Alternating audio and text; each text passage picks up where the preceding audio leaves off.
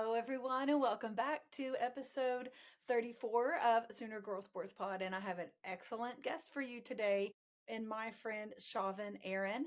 And Chauvin is the director of development for university bands at the University of Oklahoma Foundation. Chauvin has 18 years of experience as a band director and a fundraiser in both Oklahoma and Texas. He has served communities in Holdenville, Ardmore, Garland, and Norman. Throughout his career, he has helped raise over $10 million for fine arts events, equipment, and instruments. He also led the 2018 Ardmore City Schools Bond Project for the $27 million Jerome Westheimer Center for Performing Arts. He is a graduate of the University of Oklahoma in both 2008 and 2013 and Lamar University in 2016. He is currently pursuing his educational doctorate at the University of Oklahoma. He received the POE, which is the Professional Oklahoma Educators 2019 High School Educator Merit Award, the 2022 Ardmore High School Teacher of the Year Award, and he graduated from Leadership Ardmore class number 29 in May of 2022 and was selected for Leadership Oklahoma class 35. He served as the 57th drum major for the Pride of Oklahoma in 2007 and enjoys playing the clarinet, saxophone, flute with the Southern Oklahoma Community Band, Circle the State with Song, and in the musicals for Ardmore Little Theater. He is heavily involved in the community of Ardmore, serving as the HFV Wilson Center Community and the Jerome Westheimer Center for Performing Arts. Mr. Aaron founded the SOCA, which is the Southern Oklahoma Community Arts, in 2019, a nonprofit focused on providing fine arts enrichment experiences for the communities in Southern Oklahoma. He attends McClish Church of Christ, where he helps lead worship services and teach Bible classes. He enjoys going to the gym and traveling with his wife, Jelana. His trip to South Africa with a people to people music delegation made him a better person as an educator and as an individual. During the summer, he leads and teaches music and leadership camps throughout the states of Oklahoma and Texas. And you can find Chauvin on Twitter or X at Chauvin85 and on Instagram at Chauvin Aaron. And I will link all of that in the show notes. I also have some information on how you can support the band and the Oklahoma Foundation that we discussed during our interview. And I will link all of that in the show notes and post it on my social media throughout the week as well. Also, Chauvin tells me about a special segment that is on the CBS Morning News featuring the Pride of Oklahoma and their partnership with the OU School of Nursing. And we do talk about that here on the show. And that just aired this past weekend. It was posted across social media by the Pride of Oklahoma. But just in case you missed it, I will also link that in the show notes and we'll be sharing it on my social media throughout the week as well. So I hope you guys enjoy my amazing interview with Chauvin Aaron. But first, we will have this week's Sooner Headlines of the Week and my injury report, our first edition with my friend Dr. Jason Leinen, a sports medicine doctor in Oklahoma City. And we will briefly discuss some of the injuries on the football team and what we're looking forward to going into the season. So get caught up on the Sooner Headlines of the Week, check out our injury report, and then enjoy our interview with the amazing Chauvin Aaron. Well, you guys, we finally made it, and we have now seen our football team on the field at Oklahoma Memorial Stadium for the very first time this season in the season opener this past weekend against Illinois State. And if you were there in person, it was an amazing atmosphere. And I don't think that anyone will beg to differ when we talk about the amazing weather that we had to kick off football season. It definitely was not a normal weather atmosphere for a Labor Day weekend kickoff. It's usually hot, it's usually sunny, and we're usually melting the sunscreen off of our bodies. But we had some clouds, we had a little bit of rain, and the temperature hovered just below 80 degrees. However, I think the humidity felt about 8,000%, but still not going to complain. It was a great weekend in Norman. Took away a win from Illinois State. I just don't think that we can have much to complain about. However, let's just talk a little bit about our football team and the game, our opening weekend stats, and what we're kind of looking at going forward with our team. We had 4 transfers that were starting at key special teams positions. just special teams positions on our football squad this last weekend. We had kicker Tate Sandell, punter Jacob Ulrich, kick return for Jaden Ott, and punt return Isaiah Satanga. And it's really crazy to think that those are four very important positions on the squad. We didn't utilize our kicker this weekend to kick any field goals, but obviously that's something that we need someone dependable going forward. And it's just crazy to think that those four people, all transfers coming into OU, are holding those key spots. And from what we can tell and what we've seen, they're doing a bang up job with it.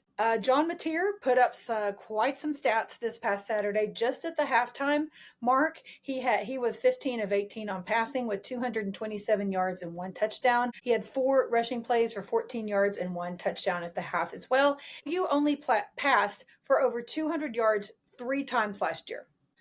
Let me say that again. OU only passed for over 200 yards on 3 different occasions last season, the whole season. Mateer passed for 227 yards by the half this past weekend. OU debut record of 392 total yards at the end of the game. That was previously held by Baker at 388. So John Mateer's ending stats were he was 30 of 37 and 92 passing yards, 4 touchdowns, 3 in the air, 1 on the ground. He only had 1 interception, and he was also the SEC passing leader for week 1. Can't complain about that.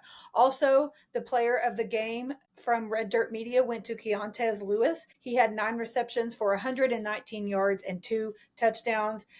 He definitely proved his worth in the Sooner uniform this past weekend as well. We've all been really hopeful with Jaron Canick moving to the tight end position from the defensive line, and he came out strong on the field for us. He did lose a fumble pretty early in the game, and that had to have been pretty discouraging. I know for me, I was really wanting him to just blow out the gates and really show us what he had. That fumble had to have been a letdown, but he definitely redeemed himself. By the end of the night, he had several more great possessions and definitely redeemed himself for making that fumble. He did have a penalty later on in the game, but again, he really proved what he can do for us at tight end.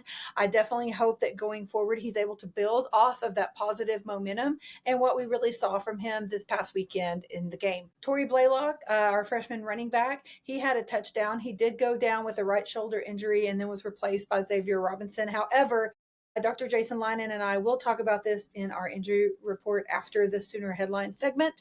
But he did come back to the field from the locker room after being checked out. He was still in full pads, full uniform, had his helmet on. They did keep him on the sideline. He did not go back into the game, but it supposedly is just a stinger with him, nothing serious. He should be good and fine to go for Michigan. Of course, we haven't gotten any official word regarding that from the university. We should get an official injury report, depth chart in the coming days once this podcast drops. But very promising with Torrey Blaylock. He looked fantastic on the field, got touchdown in the OU uniform. Welcome to Norman, Torrey Blaylock. We cannot wait to see you more. Definitely hoping not to see him on their injury report later this week, but we definitely do not anticipate to do so. We did finally see Jaden Ott in the fourth quarter, just very briefly for a couple of snaps. We didn't see much of him. He had been previously on the injury report as well, which Dr. Jason Leinen and I touch on here briefly after this segment also, but we're hoping that maybe they're just holding him out, letting him rest, get some more reps maybe to go into Michigan. He did look and sound promising in spring ball and in camp. And so, of course, there's been a lot of guys that have gotten some more reps over him due to the injury that he was dealing with, but we're hoping to see a little bit more of him going forward. Our O-line definitely needs to be a little better before Michigan comes to town. We had a disappointing run game as well, but I'm hoping that this week we have a lot of positive things to build off of. And so watching Michigan on film and building off of the positive momentum that we had in our season opener going forward, I hope that we can get everything figured out and put together before the Michigan game this coming weekend, because it is going to be a huge game with ESPN College Game Day in town. And we're on prime time under the lights at the Palace. It's going to be a great atmosphere, and we definitely need to show off. Dion Burks is a Michigan native, for those of you who don't know, and he said that next week's game against the Wolverines is very personal to him. The Sooners wide receiver was never recruited by the University of Michigan, and so we are hoping that he will stay healthy and that he will continue to do great things in a Sooner jersey. as he did this past weekend, and that he gets plenty of opportunities with Michigan in town this coming Saturday to really show off what he's worth and to show them what they were missing by not recruiting him. And it's just very cool to hear him talk about being from Michigan and getting to play for Oklahoma against his home state team and what that means to him. So best of luck to Dion going forward, not only for that game, but just for the whole season. I also did want to mention, for those of you who missed it, that Brent Venables is giving back $1 million of his salary this season to go back to the Sooners to help with revenue sharing. He said that he did it because it was the right thing to do. He lived a very favored career beyond what I deserve. I want to help Oklahoma be a winner. So shout out to Coach Venables. We all think very highly of him. And he always really tries to do the best thing for his players, for his team, for the university. So shout out to Coach Venables for giving up part of his salary to give back to the athletes. Also, in case you missed it, our Sooner radio crew is now doing a 3-hour pregame show and is adding Dari to each week with his SEC preview. So Teddy Lehman, Chris Plank, Gabe Eichert, Dari, and Eddie Radosevich, and Toby Rowland will be at the Palace 3 hours before each kickoff to do their radio show. And so you can walk to the party at the Palace on the north side of the stadium and you can see them set up before the game. And sometimes Coach Stoops joins them. Sometimes they have other players go by and join them. So in case you missed it, 3 hours before kickoff, you can catch them doing their 3-hour pregame at the party at the Palace on the north side of the stadium. With the NFL Week 1 coming up, we have a lot of former Sooners that are in the league and that are representing our university across a variety of teams. And I wanted to go ahead and point this out that I saw on social media just this past week. This is from Daily Athlete. Oklahoma quietly built one of the wildest quarterback pipelines we have ever seen. From 2017 to 2021, the Sooners had a different quarterback starting every single year. Baker Mayfield, Kyler Murray, Jalen Hurts, Spencer Rattler, and Caleb Williams. And even though those last two guys transferred from Oklahoma, did not finish their careers with us, we can still respect them for being Sooners and what they did to our program while they were there. But at that time, it just looked like a revolving door of talent at the university. But here's the insane part. Week 1 of the NFL in 2025, which starts this Thursday night with Cowboys versus Eagles, which again features how many Sooners? Jalen Hurts starting quarterback, CeeDee Lamb wide receiver for the Cowboys. But all 5 of those quarterbacks that I mentioned will be starting quarterbacks in the NFL. That has never happened before. So that is a really incredible stat to share about our university, our former Sooners that have still given back so much. So be sure and give our guys a follow on social media, follow their teams, follow their games, and see what great things they do to represent our university in the NFL this season. Just a few other Sooner headlines of the week to share really quickly before we move on to our injury report. But our soccer team, Coach Matt Mott, and our senior Hadley Morrell that I had on the podcast earlier this summer back in June, they are staying undefeated at 6-0 after their win over UNT just this past Sunday, a 1-0 win, but they are undefeated. They play again at home later this week and on Sunday, I believe. So go give them a follow on social media. It is free admission to go watch our soccer team, and you will not be disappointed. They are so fun to watch. So go give them a follow on social media, check out their schedule, and get out and watch and support that squad. Our wrestling schedule is out as well. They've got a lot of home meets coming up this winter, so you'll want to get out and support them as well. So check out their schedule on their social media or on Soonersports.com. Our volleyball team is 3-0 after a full sweep in Abilene this past weekend. And my best friend Karen, who was on back in July on the podcast with my first episode of Crimson Chronicles, she lives in Abilene and they played at Abilene Christian University. So Karen was able to go out and support our Sooner volleyball team on Saturday before the football game. So she sent me some pictures that I shared on social media and some videos. She spoke nothing but good, very highly of watching our volleyball girls get to play that weekend in Abilene, and they are some strong girls, fun to play. She said they were really just a lot of fun and that you should definitely get out and support our volleyball team this fall. During their schedule, they have a lot of home games. In fact, if you're going to be around the night before OU Texas on Friday, October 10th, it's Fan Appreciation Night at McCaslin Fieldhouse, and it's free admission. So you can't beat that. And if you can't make it that night, I do believe the single game tickets are maybe only $8 to any other game. So check out their schedule on social media and on Soonersports.com and get out and give our volleyball team your support this season. Quick shout out to our men's tennis squad. The number 2 newcomer in the country is a Sooner, and his name is Johan Rodriguez. And so, shout out to our Sooner men's team. They will get started with their fall schedule here pretty soon. And you're not going to want to miss getting out to check out our tennis squads, our women's team and our men's team. They will have a lot of home matches coming up, especially early into next year, into the spring. And they're so much fun to watch. If you missed my conversation with Bruno Naveen, our men's tennis player, he was on the show back in July, and he is just such an incredible human with an amazing story to share. And listening to him will definitely encourage you to get out and support a lot of our Sooner athletes. Their passion for their sport that led them to Oklahoma, but they don't have any family or really any friends nearby to cheer them on. And so that is why it's so important as a Sooner fan base to get out and support these athletes who put in so much work for our university. So again, if you missed that episode with Bruno Naveen back in July, go back and give it a listen. It's a very inspiring, touching story on what led him to Oklahoma. And go and check out again the tennis schedule. Track and field also just started their cross country meets. They won't be in Norman for a while, but just get out and support those teams when you get a chance. Follow them on social media, give them shout outs. And it really is a special thing to be a Sooner fan and be able to support these guys that are representing Sooner Nation. So take every opportunity you can to encourage them. One last thing for our golf team, our men's and women have been at the Pebble Beach Carmel Cup. And our women had a 6th straight top 5 finish in the regular season. Savannah Barber finished top 8 at an even par, and we had 3 Sooners in the top 20. Also had our golfer Reagan Cheney on the podcast back in April, and she talks about how this is her favorite course to play at. This is one of her favorite places to go. So you'll want to go back and hear that conversation with Reagan as well. And for our men's squad, Jay Summy was a co-medalist at the Carmel Cup, and he actually shared that co-championship with an OSU golfer. And so we had a Bedlam co-champion at the Carmel Cup. But shout out to Jay Summy for tying for that first place spot and representing Sooner Nation so well. For our Sooner MVP of the week, I am going to give that to John Mateer for all of the stats that I rattled off earlier in the segment and for being the SEC passing leader of the week. And also for Keontez Lewis, again, for those stats I read off earlier in the segment.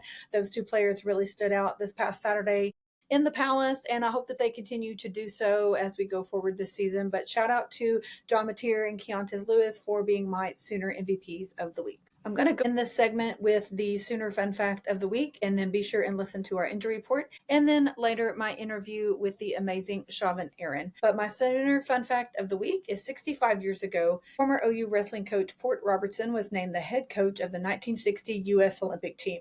He guided the team members to 3 gold medals, and in 1995, he was inducted into the Oklahoma Sports Hall of Fame. So thank you guys so much for listening, and I really do appreciate your time. I hope that you enjoy the content that I am creating, and if you do, please share with a friend. Go like, follow, subscribe, download. Follow me on all social media. I'm at Sooner Girl Pod on all socials, and I'm on Apple, Spotify, YouTube, and Substack, where you can watch and listen to the podcast.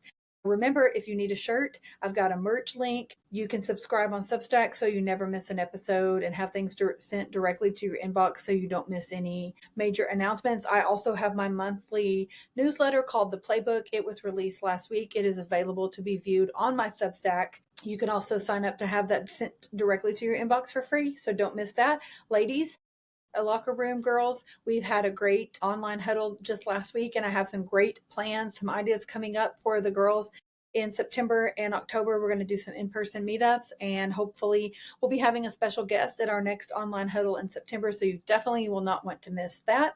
For only $5 a month, you get a lot of great perks.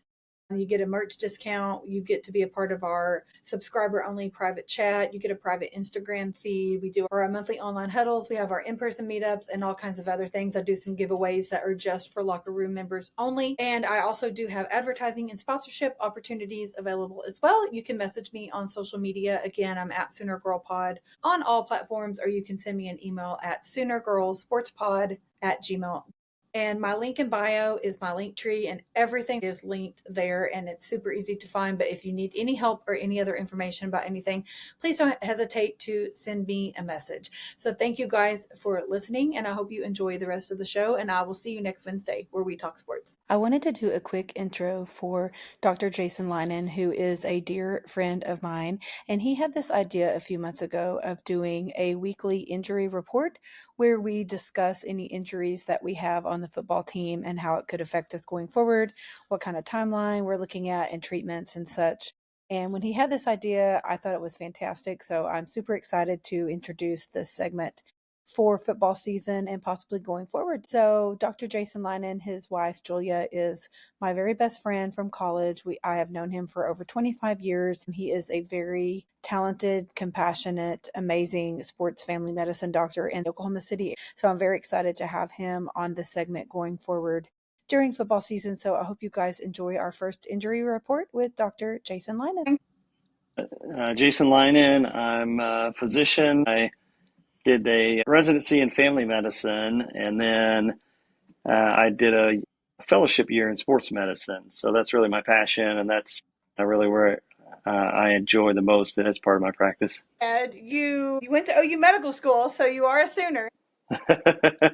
Yeah, I did. I was thinking back, I have kind of allegiances all across the state. You did? My dad went to OSU actually, and so, I really grew up going more to Stillwater, on weekends and things. Never really to games, I don't think maybe once, and then, in the 80s, of course, the Sooners were big, and my brother kind of got into that with, the Yeah. Boz and Yeah. the national championships and all that. So became a little bit of an OU fan then, and I went to undergrad at the University of Tulsa, and so I still have, Tulsa alma mater pride. But then I went to OU for med school, and of course, married a girl that graduated from OU, and so I've become a big OU fan, obviously, over the years. Yeah, but yeah, I went to med school at OU and enjoyed my time there. So we have a lot of people that are technically on the injury list. Yeah, we, sure. we got a few that's questionable, doubtful, out, and all sorts of mess. But Yeah, we're hopeful to at least have who we had on Saturday healthy and ready to go for Michigan, and it yes. appears that we will. From what I saw, Tori Blaylock went out. Was that in the first half, second half? I'm not, I feel like that was the second I half, think it was too, but pretty late. maybe or either that or right before halftime, maybe. Yes, because he went to the locker room and we were all concerned, but then he came back out, full pads, helmet on the sideline, but never went back in.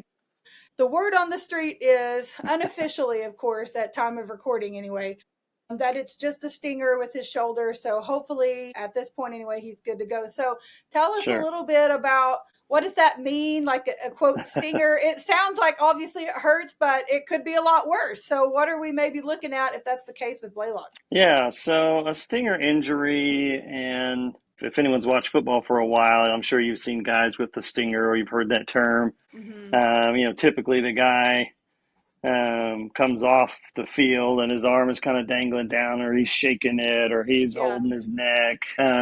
But a stinger is essentially a nerve, kind of what we call a nerve traction injury, meaning the Oh, nerve has been stretched. And okay. the main nerve we're talking about for a stinger injury is actually a big bundle of nerves that kind of runs from the neck down into the shoulder and down the arm, called your brachial plexus. And really, all the nerves that come out of your spine and go down your arm go through this cluster of nerves called your brachial plexus. And so Okay.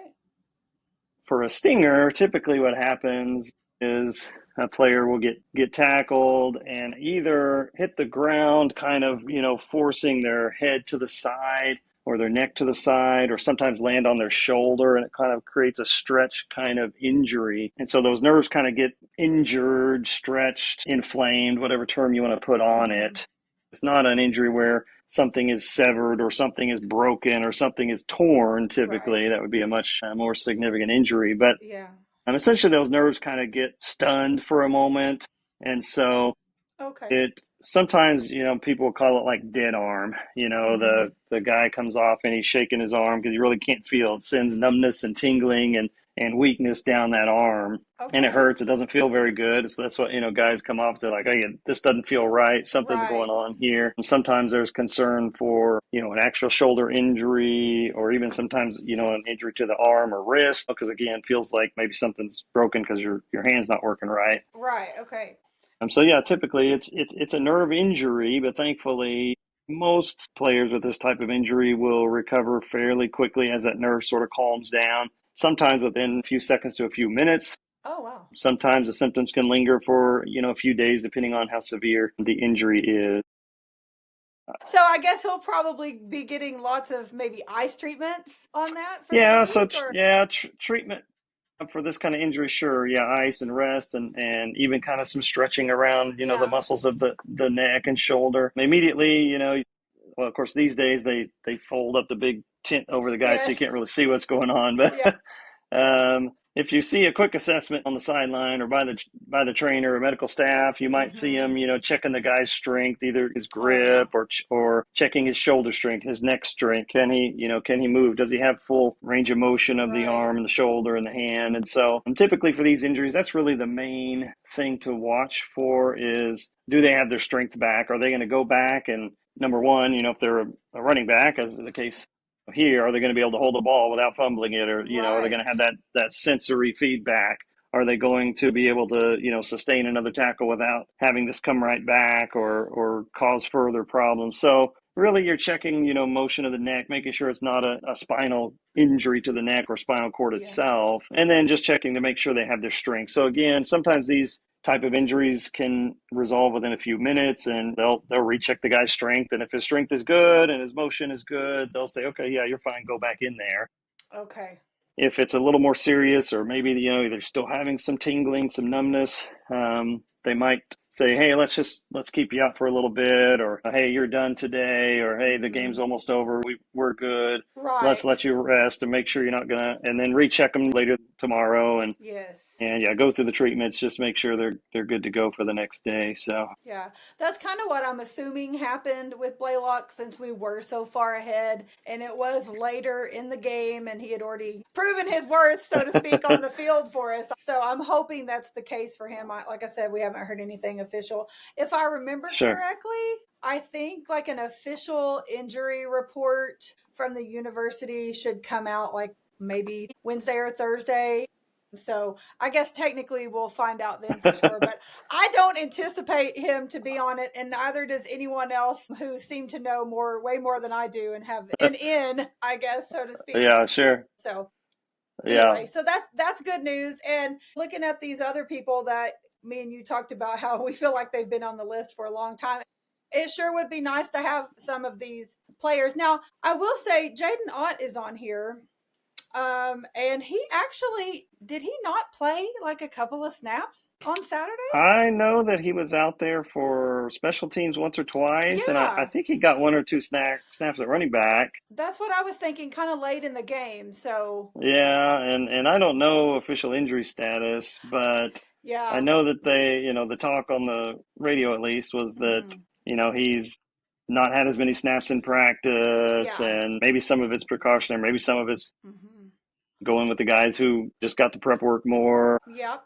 or perhaps giving him just a little more time to get that injury recovered. Yeah, he was listed as questionable, so take that for what it's worth, I suppose. And I heard that Fasusi, he was listed as doubtful this past weekend. I heard that he is supposed to be ready for Michigan. He's the one that passed out at practice. Okay, okay, He yep, passed out a couple weeks ago. I just presumably, I don't know that this actually technically came from Venables or anybody like that, but a lot of the media were all saying it was just from heat exhaustion. It wasn't anything yeah, super serious. So on Fasusi, I did see them saying that he should be back from Michigan. So I'm assuming that since with it being Illinois State, they just said, okay, we'll probably be fine without him. Let him rest a little bit. Because I probably think just that a was little like, rest. yeah, just like 2 weeks ago, maybe that he passed out from heat exhaustion, which I mean, it was cooler on Saturday than a normal Labor Day That's home for sure. opener. But normally we're looking at 120-degree heat. And when it's that hot for Yes. us, That how much hotter down on the field do you think? Probably, I think I've heard Oh, like, it's significantly hotter. Yeah, yeah, like it's 20, 25 degrees hotter or yeah, something. it's a good 20% or so Yeah. hotter on the field or on the you get that heat reflecting off of the stadium Yes. concrete, and you're confined in the area where there's less breeze, and even on the Yes. practice field, yeah, just the sun radiates off of that turf more for sure. Well, we got a little lucky, I guess, on Saturday. We didn't have much sun, and Yeah, that's true. the heat certainly wasn't there. So I'm not complaining Yeah, about that. yeah. Well, any other thoughts you have on anybody on the injured list or anything else you want to throw in for this week? I don't think so. Yeah, I mean, the injured list these days is interesting because, I think Yeah. they have to abide by SEC Yes. rules, and you have to submit something by a certain day, and I think it's a little bit of a chess match on even the injured list sometimes, as far as Yeah. if someone's maybe got a little injury they're nursing, you don't Mm-hmm. necessarily want to let the other team know for sure who they're going to be Right. going after. That's so So true. I think some of these guys get put on these lists and they might be 95%, and Mm-hmm. they just kind of say, well, hey, they're still getting treatments every day, so we can say they're questionable. That's true. And I'm sure the coaches know full and well who's going to play Yes, they do. right out the gate. So yeah, I mean, hopefully these guys will get the full squad, full strength, and it's going to be a good matchup, I think, this week. We need it. We need all the full strength we can have on Saturday night for sure. So, For sure. Yeah. I don't know much about the Michigan squad coming in. I mean, they're Michigan, so they're going to be good. And I've seen a couple quotes, obviously, from Coach Sharon, and who is a OU alumni, in case people didn't Yeah, know. that's true. Hmm. Yeah, he's a former Sooner, so I mean, it's got a lot of value to the game, not just emotionally with the coach coming back and all that, but just it's a big game for OU, so we need all the people we can get for sure. Did you see though? I can't think of the name of the player, but it was one of their main defensive players that they described as violent. He's going to be out the first half of the game due to a targeting call that he Really? had Okay. got late in the game this past weekend. So, yeah. Okay, I So hadn't seen that. Yeah. I guess we have. I will take all the breaks we can get. Apparently, he's one of their stronger defensive players. That, Okay. like I said, he had been described as being violent on the football field. Yeah. So obviously, that's a good way to be described as a football player, but not Well, when you're that's playing right. against him. So we'll take all the breaks we can get them For while we sure. can. But Yeah. I just want to say this real quick. When you were talking about the Stinger injury and just thinking about, I mean, I've been watching football all weekend and all these different games. It's honestly a wonder we don't see more injuries than we do, because as much as these guys are getting hit and hitting the ground, and with just, I think about their knees and their ankles, it's just, and I mean, the poor OSU quarterback broke his foot in the first half the other night. And Yeah, that's obviously true. we didn't even realize it happened. Eric was there, and I was just like, when did this happen? He didn't limp off the field. I mean, nobody noticed him limping or anything. So it's really crazy to think how some of this stuff happens. And I guess we should be thankful that there's not more injuries, and also just like, wow, like how much happens that we maybe don't even know about. Yeah. Well, I So mean, it's obviously a violent sport, to use a term you used yeah, about the other guy, but I mean, and they've taken some safety measures over the years, yeah, and some people can argue for better or worse on some of those, but I mean, it's a collision sport, and guys are going to get hurt, and I think being young and healthy, and yes, that's why they go through all this strength and conditioning to, uh-huh. and even from when I was, you know, in college, working as an athletic trainer, the game has changed, and So the much. conditioning has changed, in the last Mhm. 20 plus years. I mean, guys are always going to get injured, unfortunately, but I Yeah, do think that, there's measures in there, and their bodies can, surprisingly sometimes you'll see some of these hits or some of these yep. guys when knee looks like it's going completely the wrong direction. They jump up and they're fine. Yeah. Yeah. Well, I know when I worked at summer camp, we always joked that the kids were mainly cartilage. So I guess we could say maybe they're not all fully grown yet. They're mainly Yeah, cartilage. They just bounce yeah, back. Well, I suppose that's all we have for our injury report this week, but Yeah, I great. appreciate your time, and I'm super excited about our segment for football season. However, I hope we don't have a lot to talk about. Yeah, that's right. Hopefully, I, not any significant injuries we have to deal with, so we can yes.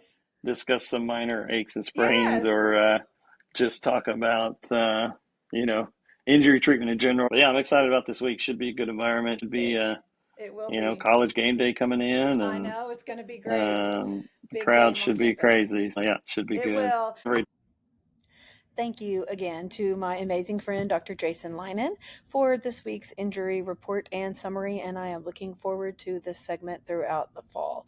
And now moving on to my interview with the amazing Chauvin Aaron. Mhm.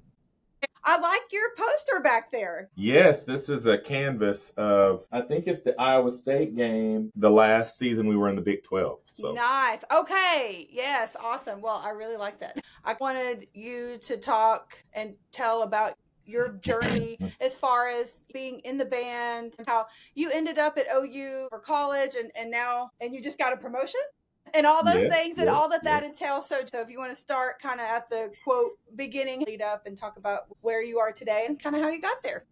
Awesome. Well, I grew up in a musical family. My mom had 6 brothers and sisters, and my dad had 5 brothers and sisters.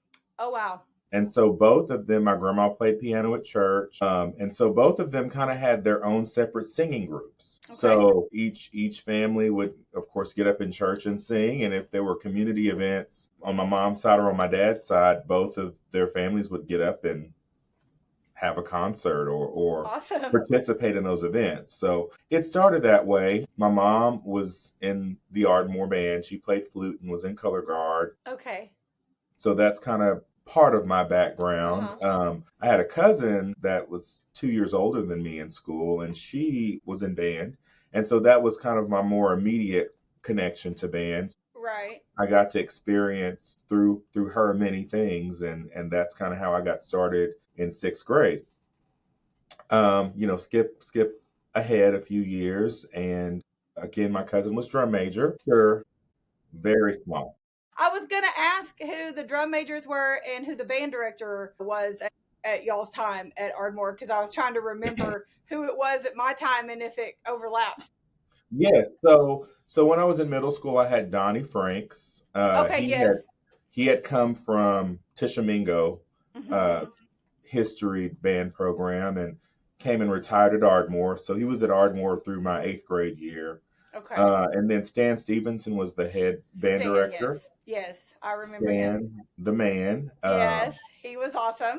He was the Pied Piper. I think the band was at its biggest during his time of about Yes. 150 to 200 students. And he Yeah. was there, I think, from about 94 to 2002. Okay, yeah. I remember him all during my time. So that's kind of how I got started. Auditioned for drum major my freshman year of high school. For my sophomore year, didn't get it. Mm-hmm. And then that year I was in drumline. So I cool, got yeah. to experience Ardmore drumline. And then my junior and senior years, I was drum major for the Ardmore Okay. High School band. Yes, it was I it love- was a yeah. I love watching the drum major. It's always one of my favorite things. Well, and it was an amazing experience, being a part of a tradition and a program that, had a Yes. lot of history and people loved the Ardmore band and, Yes. being a part, did a lot of traveling. So I think we went to the Outback Bowl was one of the bowls we went to. Oh, how cool.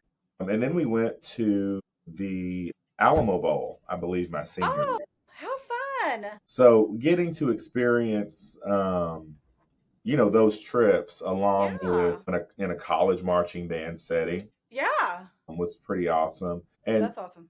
to talk about OU, my freshman year, were part of the OU homecoming parade. Okay. So that means that we were able to attend the game after we marched in the parade. Okay. And Awesome. so, at the time it was, held about 70 some odd thousand people. Yes. But being in that stadium, I mean, for a 9th grader that hadn't experienced that, it was just Right. overwhelming. Oh, absolutely. Absolutely. That's really cool, though. Like you said, it's overwhelming, but to think about being probably 14, 15 years old and you got to do that, like, holy smokes. So, of course, I can never recall every moment of that experience because it was just so much. Oh, yeah, for sure. But I knew that I wanted to be a part of something like that. I just didn't know how that was going to happen. Right.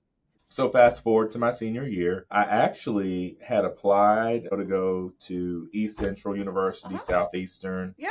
I had not yet, at the beginning of my senior year, even applied to go to OU. Okay. So March of my senior year, I had kind of decided I was going to be a band director and study music. And my college, or Mr. Stevenson, said, if you're going to study music and you are going to be in band in college, you really need to consider OU. You need to apply. You need to do that because that's going to be a better experience. Because at that time, OU had only had, well, even now to today, only had 5 directors in 121 years. Yeah. And so I applied and got into the School of Music, and later on that summer got into the Pride. That's awesome. So kind of been a kind of where my trajectory was from that point.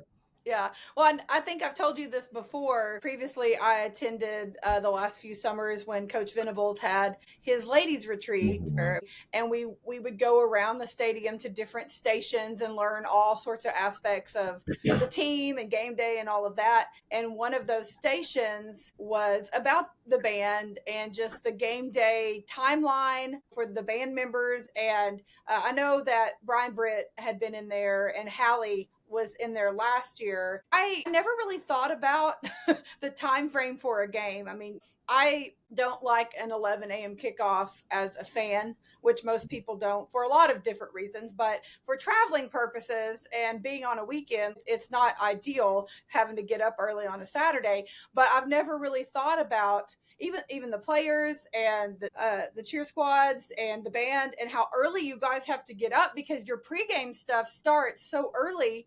And so if I remember correctly, I believe they said like 6 hours before kickoff is basically when the day starts. And that's not even counting, like they got to get up before that to get ready to show up 6 hours before kickoff. So that's 5 a.m. Yes. to get ready for game day. And I had never really thought about that.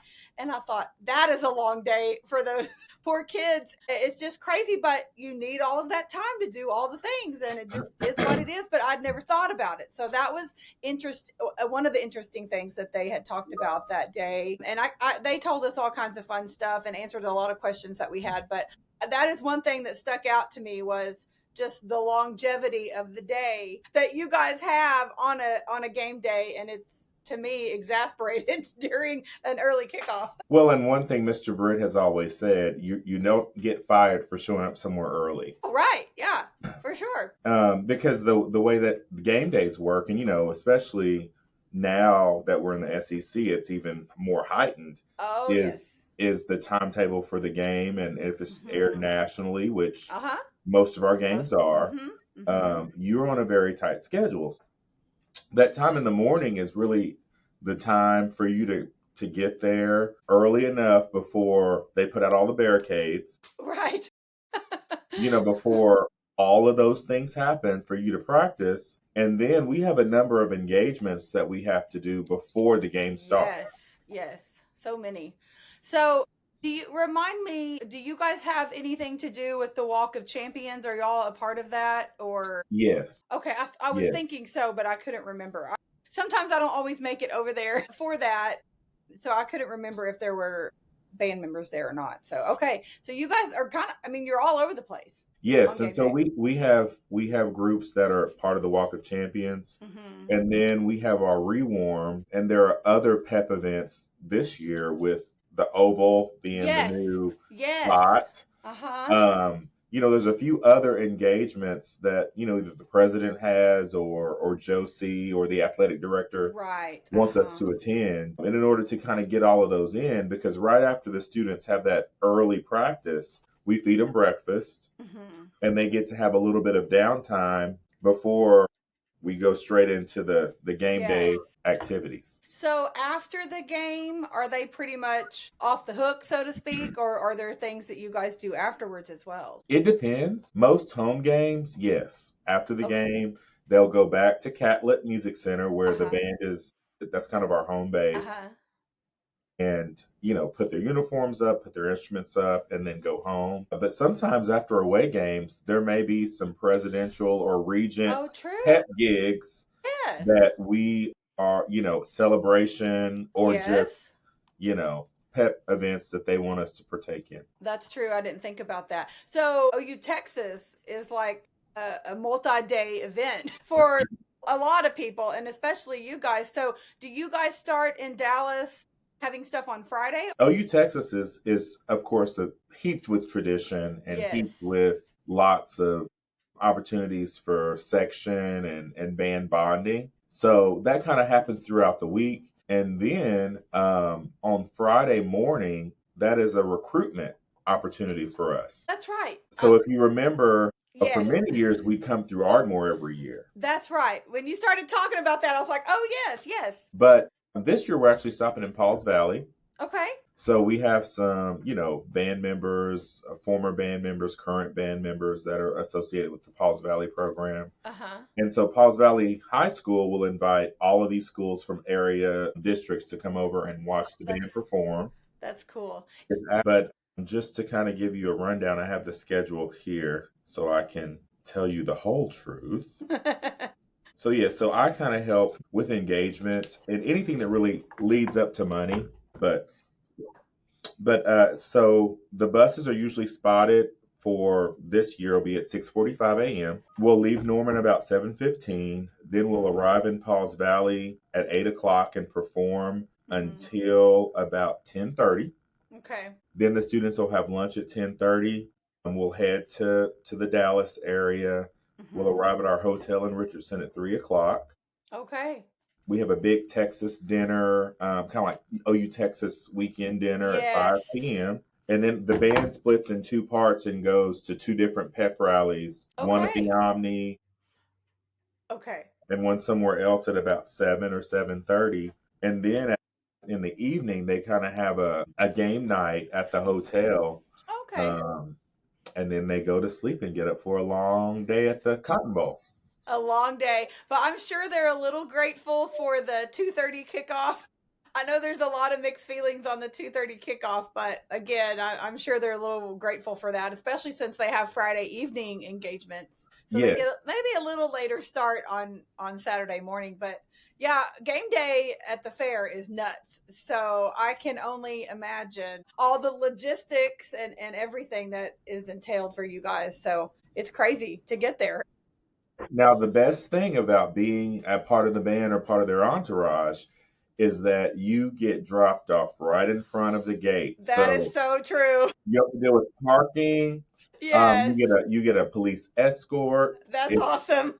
That's the best part. Absolutely, it is. I mean, it's a whole thing just getting down there and wherever you park. It sure would be nice to get dropped off at the gate with the police escort. Yes. So after you graduated from OU, or do you want to talk a little bit more about your time at OU first before we go? Well, sure. So, I feel that I was here at a very special time. Yes. Being a part, now I was not a part of the national championship season. Right. But, following that period, I went to, I think, 2 or 3 national championship games. Yes. And so going to the Sugar Bowl and the Orange Bowl, went out to San Diego for, I think, the Holiday Bowl. And then I had 2 Fiesta Bowls. Okay. Oh, wow. So just getting to experience that and was pretty amazing. And on the other end, too, as drum major, President Boren, coming from, Washington, D.C., always was used to having a military band, a band at his beck and call. Yes. And so, he treated the University of Oklahoma bands kind of that same way and that same level of prestige. So, we would go and perform when past presidents and prime ministers came on campus. I remember playing for past President Vicente Fox when he from Mexico, past President H.W. Bush. Oh, wow. Also, Al Gore. We have pictures with them. And of course, at the time, that was something that just happened all the time. Yeah. But of course, it's, when you look back on it, it's like that wasn't normal. Yeah. No, not at all. But that's so cool with him having those ties from being involved in the government for so long. That makes complete sense. But yeah, that's definitely not normal, but that's super cool. For sure. So those, kind of some of the highlights of that time. I was drum major during the 2007 season, which was also Oklahoma's centennial season. So able to march in those parades, and then we That's also neat. went and performed at the Macy's Day Parade, Thanksgiving Day Parade, I remember that. Yes. Okay. How cool. and so those were definitely some core life memories. Absolutely. That's like I said, the drum major is something that sticks out to me. Love watching the drum major. So that you got to be a part of that in so many key important times is just incredible. So I can only imagine all the stories and memories that you have that could never all be told. So how did you once you graduated, what happened after that? How'd you end up back at OU? How'd that go? Well, I was involved in a lot of different, like, music ed, just president of my chapter at OU, but I was also president of the region for the Southwest District of, it was called the Collegiate Music Educators National Conference. Mm-hmm. Everything's an acronym, so they called it Yes. CMENC. So I got to meet a lot of people with that, but I went on to be a band director. My student taught at a small town called Kanawha, Oh yes. Okay. if you know where Kanawha, I or do. people native to that place call it Kanawha. Yeah. But I student taught there, and really pretty early on into my student teaching experience, there was an area school, Holdenville. Okay. Yeah. Fun fact, also the hometown of T. Boone Pickens. I did not know that. But yeah, Holdenville needed a band director. And so I went over there and interviewed in February, and actually ended up taking the job in March while I was still student teaching. So what would happen is Kanawha only had school Monday through Thursday. Oh, okay. And so on Fridays, I got to practice teach Monday through Thursday. And on Fridays, I got to go and try out what I had Oh learned. my goodness. So it was really the best because by the time school was out, I had been going to Holdenville for probably 9 or 10 weeks, probably Wow. longer than that, probably about Yeah. 13 weeks. Hmm. And so that was already my band before we started into the summer. Right. Oh, that's really cool. That worked out. So I was there for, after that semester, I was there for 3 full years. And during that time, with being a band director, you always have to raise money. Yes. So raising money, I started the process of purchasing new uniforms while I was there. Uh, and Yes. so helped raise money for that. I got the opportunity to come back home to Ardmore from 2011 to 14. I was a coordinator of fine arts and director of bands. That's where I met my wife. I got Yes. married in 2014, and then we moved to the Dallas area. So I Okay. taught in Garland, Texas at O'Banion Middle School for 3 years. During that time, I also went back to school and got my master's in music ed conducting, and I got a certificate at Lamar University in administration. Oh, wow. Okay. Finished teaching down there in 2017, came back to Ardmore Hmm. to help work on the bond issue for the Performing Arts Center. Yes, which was an amazing thing to work out. Yes, beautiful, beautiful It is. dream come true. Yes. So I was there for 5 years, and this opportunity at OU came open. So the OU Foundation had just kind of flipped into a model to where they took all of the fundraisers out of the university and put Mhm. them into the foundation. So it used Oh, to be okay. the OU Foundation was just like investments and, Okay. housed just all of the work to take Yes. your payment and to tell Hmm. you thank you. But Hmm. they moved all of the fundraising operations over to the foundation in Okay. 2021. And so as part of the new campaign, which is a lead on campaign, Yes. I was hired to support only university bands. Okay. So and of course my experience with fundraising and being involved in the process for the new Performing Arts Center in Ardmore Yes. helped prepare me for this job. It definitely did. Well, side note on my side here, I love that the fine arts building was finally done because it is gorgeous. And I'm not a band kid, but I was a vocal music kid. Yes. And so with Lisa Riggle, and so back in the day, even in middle school and in high school, we had to go to the old auditorium downtown, and it was a whole thing. And so it was much needed for a very, very long time coming. So the fact that it finally happened, and I know a lot of people that have been involved in band and vocal music at Ardmore over the years. And I just know throughout the years, throughout my life, I have been a part of that to some extent. And then just seeing today's generation and the teachers that I know that are there being able to have that facility and access to all those amenities is just truly incredible because it's much needed. And I've always said that athletes get a lot of attention, especially like the bigger sports like football and basketball, Mhm. even baseball and softball these days. But there's so many sports, even like soccer, tennis, volleyball, all of that. And then the band kids and the color guard, and even sometimes the cheerleaders, they don't get a lot of attention or recognition for everything that they put into what we take advantage of.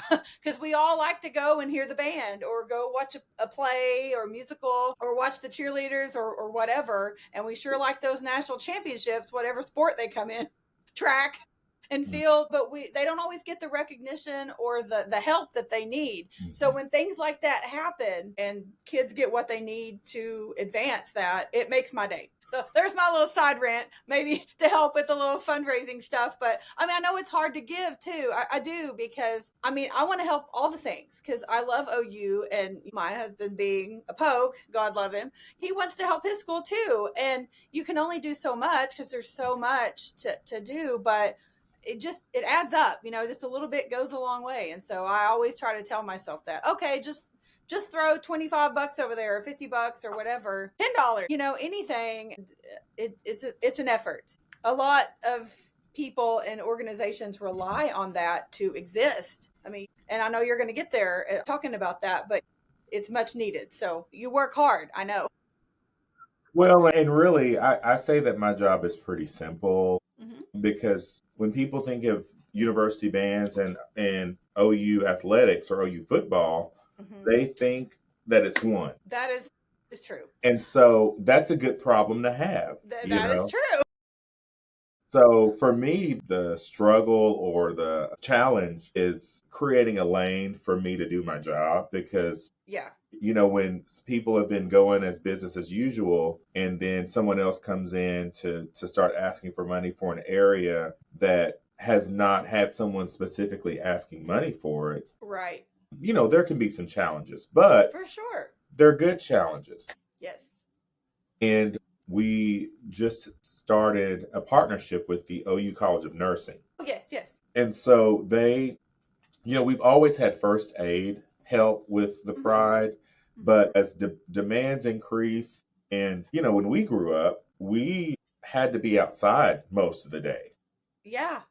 We were a lot more active. Mm-hmm. A lot of these students are really engaged with social media and other things that are proved to be a more sedentary lifestyle. Yes.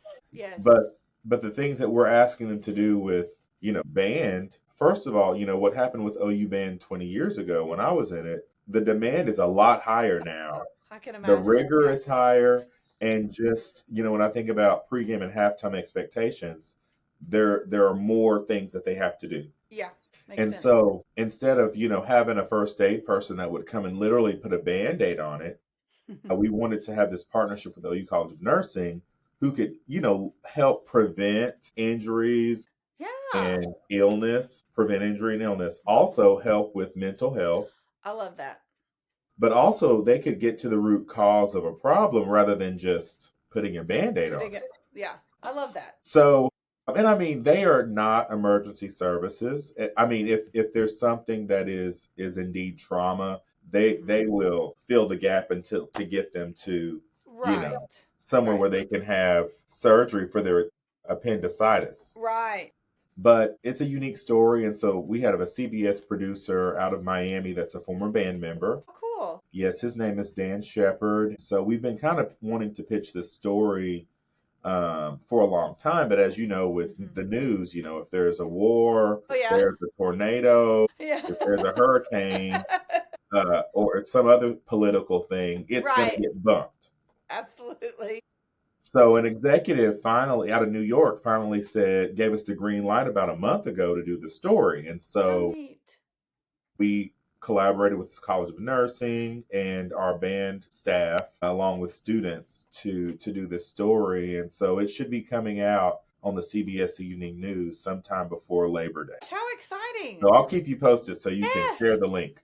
Please do. I totally will. That is so cool. Wow. Again, I think my job, of course, my main job as director of development is to raise money and major funds for the band of like $25,000 or more. But of course, in order to get to that point, you have to engage people and let them know what you're doing Absolutely. Yeah. before you can ask them Yes. to give money. Yes. What are they investing in? Yeah, for sure. So I'm hoping this story will help with that. Yeah. And many other things. We also have a partnership with Kennedy Elementary in Norman. Oh, neat.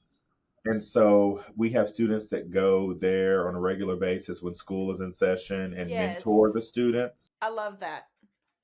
So it's kind of like a brother sister relationship. But letting those kids know in Norman, because I mean, sometimes we think, oh, they're in a university town, they automatically should have access to college Right. and things. Mm-hmm. But a lot of these students, to be so close, they're so far away. That is so true. Yeah.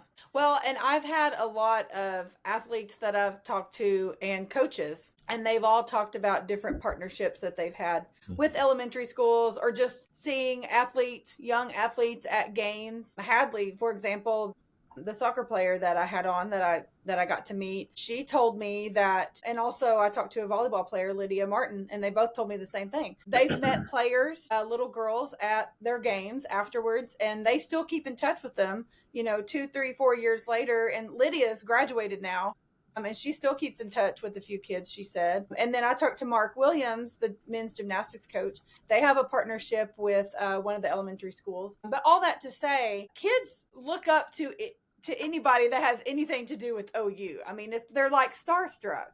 And so the fact that these opportunities and partnerships exist is really cool because, like you said, they don't always know how to get access or have the ability to get access to what's right in front of them if they don't have someone to relate to them or reach out to them or whatever. So those band kids going to the university or these players, connecting with their fans, it really creates a bridge for those kids, for those elementary schools. And I've loved hearing those stories from the coaches and the players that have shared them, because I'm sure they could talk for days about all the things what that means to them to be looked up to, for one thing, and then what it means to see those kids take advantage of the opportunities that they were able to present to them because of those partnerships. And that's super cool. I love it. So I'm glad that y'all do that. Yeah, so that's one thing. So we have our service fraternities, Tau Beta Sigma and Okay. Kappa Kappa Psi. They're the band, service, sorority, and Oh, fraternity. okay. Okay. And so a lot of times they, of course, do things to help serve the band and during the game, after the game, prepping for the season, cleaning up, all those different types of things. Okay. But they also provide services to kind of nonprofit or organizations that may want or need engagement from the band. Okay. So that's one level of engagement. Another level is like if we have corporate donors or weddings or happy birthday messages. Yes. We do have something we call university bands engagement packages. Yeah. Basically, people, if they wanted to have Boomer Sooner played at something, they could hire out a group of the kids. That's cool. To go do it. Yeah. We don't have NIL at OU for band. Yes. Now there is NIL I think it started at the University of Iowa. But we're not really ready, or really we don't want to engage in that, because then you start having the haves and the have-nots. Yeah. Yeah. But with having our engagement packages, if you're a part of that group that signs up, you all are going to get paid the same amount for That's doing cool. this service. Yes. Yeah. Well, that works out good because I think about I've seen people that have had one of the mascots at their wedding or something, and so I'm sure it works about the same. But that makes sense because yeah, NIL is crazy. We're not going to go down that road because we all have mixed Right, feelings right. about it. Pros and cons for sure, but not that people don't deserve compensation for what they're doing. But I think that's great. Like you said, they can volunteer, sign up to go play at whatever, and then get compensated for it. So that's great. I've never really thought about NIL as far as non-athletes like band, cheer, those type things. So yeah, that's an interesting point to point out because I've never thought about it. But I do agree with you as far as the haves and have-nots. Like I feel like that's pros and cons with the athletes too, I guess. But yeah, I don't know that would be a good thing to deal with as far as you guys are concerned with the band for sure. So Yeah. And just having, 340 members, like this year, I believe we have 340 members, and they represent 74 different majors from around 15 wow. states. So Wow. you have and a lot of people think that most of the band members are music majors. And actually, only about 20% are music majors of the 340. Oh my goodness. And our next largest group are engineers. So we have actually Oh. mostly engineers in the band. Oh wow. That's an interesting number to think about because I think I probably would have assumed that a larger portion were music majors. So that's interesting. 20%. So that would only be like around 70 kids. Wow. Okay. Well that's very interesting. And so do you guys have people from other countries in the band or is it mainly just kids from the US? Well, I don't think we normally, I mean, we have people that have heritage. Right. Yes. Yes, yes, people that come over and some students that come to the US to study that Oh, end okay. up Yes. auditioning for the band Okay. or being a part of the band. But I don't know if we have a true like international program. Right. Okay. That makes sense. I just know, I think about athletes and stuff, and I know there's a lot of course, some programs more than others, but like track and field, gymnastics, a lot of those athletes are from other countries, tennis. Yeah. So I just wondered if you guys had any that maybe came over just to do something like that. So, We do have a few in our concert bands. I would say mhm. probably maybe less than 10. Yeah. But as far as like the American marching band, Yeah. that is a foreign concept to them. I wondered. That's what I wondered. Okay. And just to kind of give you an idea, auditions or the audition registration opens for the band on February 1st. Okay. And then they audition and they send in their online auditions, and Right. they're all due by May 1st. Okay. And the band is usually set by May 20th Wow. for this fall. Okay. So Wow. it's not really something that you can, on a whim, Right. decide you want to do. And for the 340 students that made the band, there were over 500 that auditioned. I was going to ask that question. Well, and I guess a lot of it too depends on what instrument they play. What section are they a part of? Because you can't have 20 tubas and two flutes. You got to have to kind of even it out. So I'm sure that plays a role in it as well. Is that usually the typical number of members that you guys have? Is around that same amount? Well, I would say that this is the highest we've probably had in 121 years Oh wow. because Okay. we usually have about 330, 325. Okay. But we're at 340 because the Mhm. kind of the floor raised. Oh, okay. Um, Yes. so if we would have taken the normal number for one section, but you have these kids all that scored together, Hmm. then but the natural drop wasn't until here. Okay. That So makes sense. so that happened in a number of sections, and it turned into Hmm. being about 10 to 15 more Okay. members, which is good. Yeah. Just Just more more opportunity. money. We need more Yeah. money to feed them. That's so true. Oh my gosh. Well, like you've mentioned several times during our conversation about feeding them breakfast, feeding them dinner, all the things. So that I think that's another thing that people don't think about. when you're Well, asking for those donations. It's like, we got to feed these people. so we have 9 bands between, athletic bands, concert band, and jazz bands. We have 9 bands. And so to feed them throughout the year is about $126,000. Well, And I'm not surprised with that many people. and that's about 20 meals, excuse me, $20 per meal. Wow. Okay. Yeah. So, we have a Feed the Pride project going on right now with alumni, trying to get them to give back and help feed the band. But it's about $20 a member, and that allows them to give back and know that a child is fed, because food insecurity is a thing. And when you think about these kids, all of these kids live on a $0 budget. They don't make money. Right. And even the kids really that have money, or their parents have money, it's not their money. Right. Exactly. Exactly. And I think sometimes people don't understand that. Some people that aren't as wealthy or affluent think, well, their parents have money, they have money. That's not how that works. No, it's not. So yeah, you're exactly right. Well, and much like athletes, like these kids don't have time to get jobs because they practice so much. I mean, I know this past week, you guys have been practicing so much, and we all anticipated the first Boomer Sooner of the season. And we're checking online to watch it and hear it, but a lot goes into that. And like those kids do not have time to get paying jobs because they're investing in that. And same with athletes. And again, not to go off on NIL, but that's why to some extent I'm like, okay, pros and cons, obviously. Yeah. But that's why for the most part, I'm like, okay, we need to find a good, healthy way to deal with that because athletes don't have time for it either. I mean, it's the same commitments that these kids are making across the board. And yeah, it's important to think about that for sure. And that's partly why we started our engagement packages, like I told you about the weddings. Oh, absolutely. Because let's say you are a kid that, you're involved in everything, but you need $500-600 extra dollars.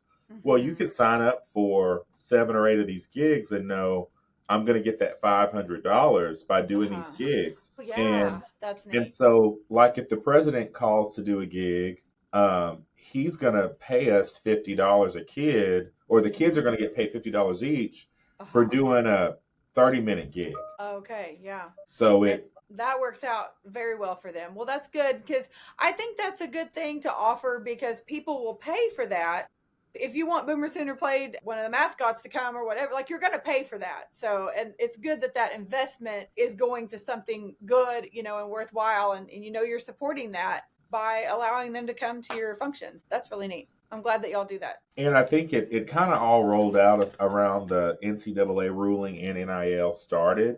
And so it allows our kids to feel like they're partaking in this. Yes.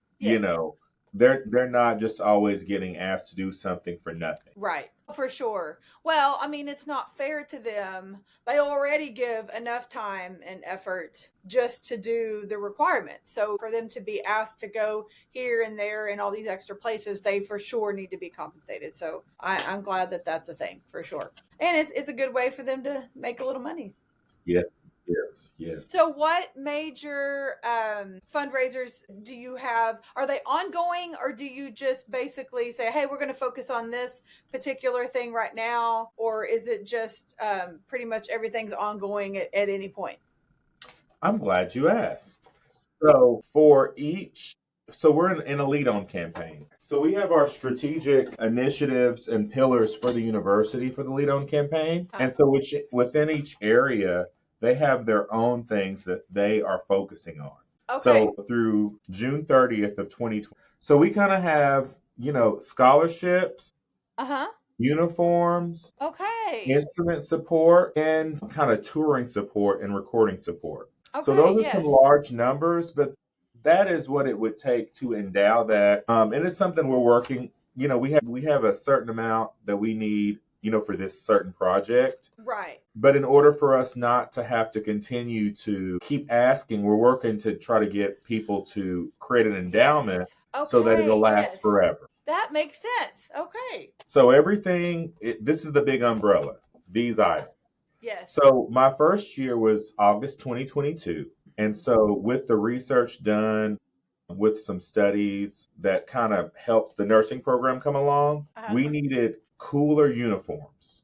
Okay. Oh, So we purchased some hot weather uniforms, which are kind of like a shell with the Under Armour or the yes. wicking of the Uh-huh. material. Yes. And so we started that campaign in October. Mm-hmm. We got a lead donor. So the uniforms were going to be about $140,000. So we got a lead donor of $50,000. Awesome. That lead donor, then we were able to talk to other donors and say, hey, do you want to match this lead Yeah. gift? And as you know about Giving Day, so Giving Day was in April each Yes. year.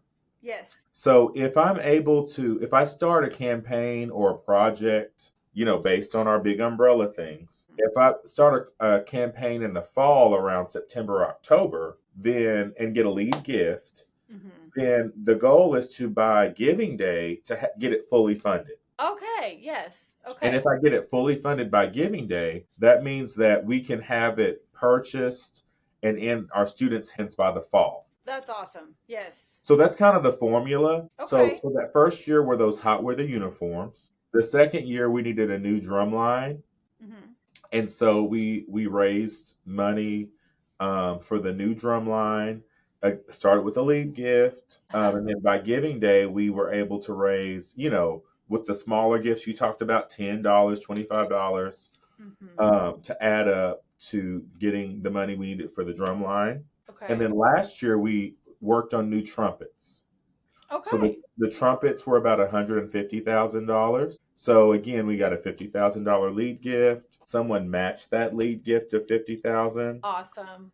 And then someone gave 25,000, and then the last Nice. 25,000 we raised on Giving Day. How cool. Okay. So it's kind of, you get someone to go in To and start help it. Uh-huh. to start it. You get see if you can get some people to match it, and then Mm-hmm. once you're about three-quarters of the way through Giving Day, you get the rest of everybody to do their part to get you to the finish line. Okay, that makes complete sense. And so you guys provide the instruments for the kids. Yes, Okay. yes. Do not know how band usually works. I didn't know if maybe they had one or something, but I guess if you want them to be all the same, and things like that, that would make sense. So I actually talked to Nick a little bit about the uniforms Yes. because I was like, okay, I know those things have to be hot. So tell me a little bit about how you mitigate that or how does that work? And so he had mentioned about the cooler weather ones and things like that. And I had also talked to one of the previous mascots, Maddie, and I asked her the same thing because, again, like, those furry horse costumes are Yeah. super hot. So she, again, was talking about that. And so it's interesting to think about those things because, like I said, I've sat down, and talked to so many different people. And then as I'm talking, like these questions come up and I'm like, I've never thought about this. And I'm sure people wonder it. And, I've never really thought much else about the band uniforms. Like, we just know how the band looks, and I don't think a lot about how the weather may affect that. But daggum, like, those things are hot, so you need those things, and in turn cost money. So anyway, it all makes sense. So okay. And everything we do is based off of research. There was Right. a study done with a meteorologist and a Okay. group of college band directors about uniforms, and they tested basically Oh, the core neat. temperature of the students, and then their level of exertion Okay. Yeah. in each of those different types of uniform. Mm-hmm. A uniform is also if they're wearing matching t-shirts, shorts, you Yes. know. Yes. Oh, that's very true. Yeah, at the soccer game, they all had on black shorts and crimson band shirts. So that's too. And I talked to a girl. Her episode aired just a couple weeks ago in mid August. But she is a race car driver. She's a former cheerleader at OU, and she's a current race car driver. And I didn't think about, again, just the temperature stuff, but she was talking about their racing suits and how she has a sponsor that pays for her to have some kind of special cooling suit inside of her jumpsuit. And then she also talked about how they train to be acclimated to the weather. So I'm sure the band kids, similar type thing. Like, you can't just go sit outside in 120-degree stadium in this band uniform and be like, okay, we're good. I mean, there's so many factors, hydration, all the things. So there's a lot of things that are behind the scenes with literally everything that no one ever thinks about, and it blows my mind. So And just like you just alluded to, we do have a certified personal trainer with Carter Peak Performance here in Norman or the metro area, that they come out cool every rehearsal and work with the kids to help not only provide what the nurses are doing, but they also just provide as far as fitness, prevention, makes endurance, sense. all those things. That's crazy. But there's so many factors that go into play to game day. I know we're counting down now for game day, and it's crazy to think. And I talked to Caitlin Fournier back in the spring, and she does a lot of behind the scenes stuff for game day for football, softball, and gymnastics. And she's the best. She is awesome. She is awesome. She wears a lot of hats, but it was interesting talking to her too, because again, like, you don't think about, you just show up and here comes the band and there goes the flyover and here comes the video presentation and out come the players, and somebody's got to organize all that and make it happen, and the timing and all the things. And you, as a fan, which, like Caitlin said, that's the point. We don't want the fans to think about it. Like, they're there to enjoy it and partake, and we are there to make it happen. So it's good that we don't think about it, but also it helps to bring awareness, because that's where everything comes into play with our support of all the things, whether it be financially or just attendance, showing up, or whatever. So there's a lot of factors that play for all the things. So, but one thing I know for sure is Sooner Nation seems to not have a problem with showing up.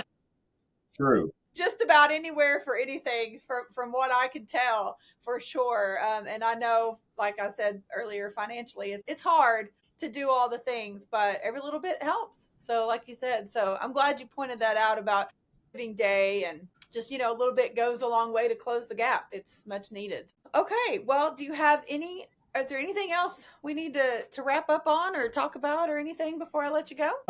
I think I appreciate the invitation to come in here. Absolutely, And I think as we think about all the things, because I mean it's a forever changing landscape. It totally is. And so I can tell you that I think the university, and I know the foundation, we work to support the things that are going on campus, the Norman campus, Tulsa campus, and HSC campuses, and we want our fans and our alumni and supporters to be proud of what we're doing.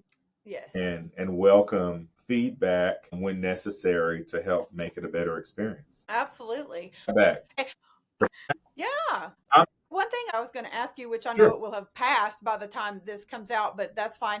The first game, you guys are having like a band day for high school students? Yes. Okay. So this is a kind of our huge recruitment event. Okay. We have anywhere from 500 to 900 students that join us from over 150 high schools. Wow. From like 15 states. So it's a great opportunity to kind of give back, because the students pay for, they pay for their ticket and they pay for their t-shirt. But of course we pay for their water, we pay for their meal. And of course the experience is part of that, which is not a fee for the experience. Right. But it's still amazing. Yeah. That's so cool though. So wow, that's a lot of kids. It's an amazing experience. That's another area where we're working to get more sponsors. Makes sense. We started that this year, so we'll have our Band Day shirt on the front. It'll say the Band Day information, and then on the back we'll have our sponsors this year. Oh, how neat. I love that. I had seen that going around social media, so people will probably have seen all the kids on the field. So that's cool that you guys are doing that. That's really neat.